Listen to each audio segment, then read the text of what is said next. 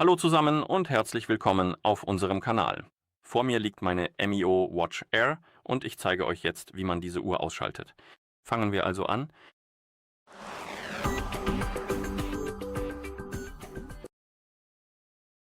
Zuerst müssen wir den Bildschirm durch Drücken der Seitentaste aktivieren, dann die Seitentaste gedrückt halten, bis das Menü auf dem Bildschirm erscheint.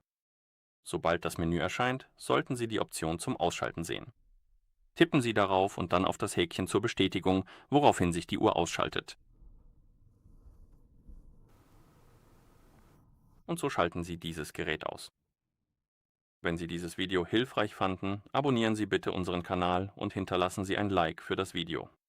Vielen Dank fürs Zuschauen und bis zum nächsten Mal.